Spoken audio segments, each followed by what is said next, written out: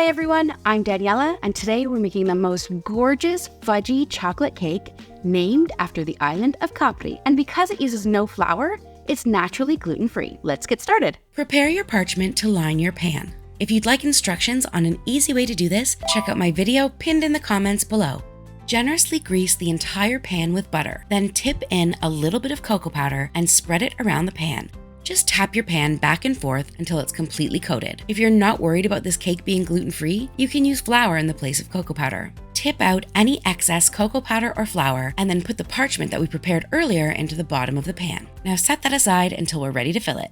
Preheat your oven to 175 degrees Celsius or 350 degrees Fahrenheit. If you have the option, do not use the fan in your oven for this cake. Add about 1 inch of water to the bottom of a pot.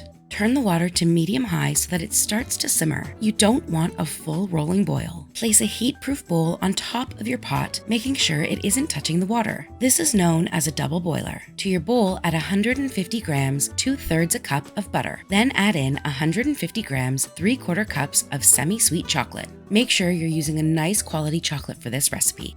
Let these melt together. Stir them until they're completely combined. Adjust your heat regularly so the water doesn't come to a boil. Once everything has melted, turn off your heat and remove the bowl from the pot. You want this mixture to cool slightly before we add it to our eggs. Into a large mixing bowl, add 4 egg yolks and 150 grams, 3/4 cups of granulated sugar. You can do this by hand with a whisk or with a hand mixer, but I'm making it nice and easy and I'm using my stand mixer. You want to whisk the egg yolks and sugar until they're very pale and have doubled in volume. And if you're using a mixer like I am, be sure to scrape down the sides to get all of the egg yolk and sugar incorporated. You really want this to be light and fluffy, so continue whisking until you get these beautiful ribbons.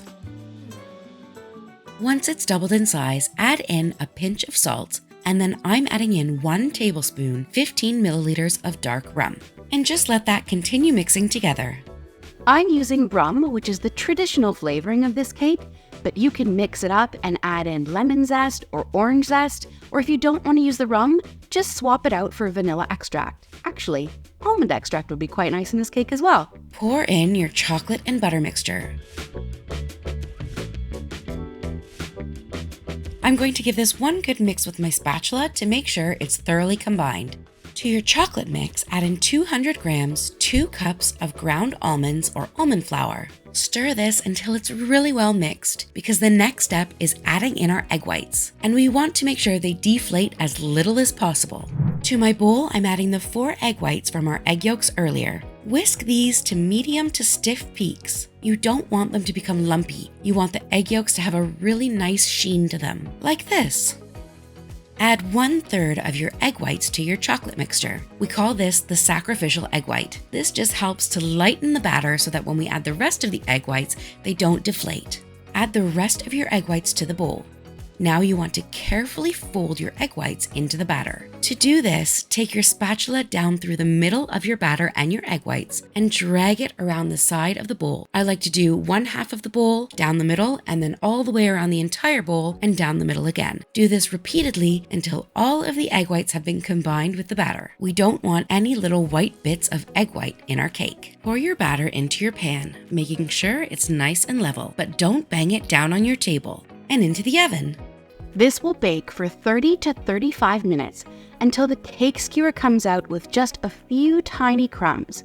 You don't want any wet batter on it. Once your cake has come to room temperature, put it in the fridge for at least 1 hour or overnight is better. This allows the cake to become really fudgy and dense, and it makes it easier to take out of the pan. Our fridge is nice and cold and it's firmed up really beautifully. I like to run a knife around the edge of my cake to make sure nothing is stuck on there. Because the cake is quite firm at this point, you can just tip it over onto your hand. But if you're a little bit nervous, you could use a plate.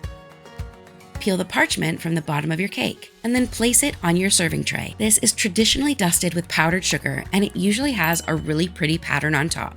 I'm using a baking cooling rack to get that crisscross pattern, but anything that you have with holes in it like a doily would be beautiful as well. Dust the top of your cake generously, remove your baking rack, and your cake is ready to enjoy.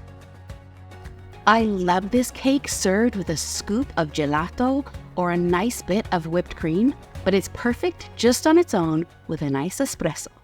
And if you're looking for another great Italian cake, the perfect breakfast, why not try out my Italian almond cake? And if you like this video, please hit the like button. Make sure to subscribe because I come out with a new recipe every week.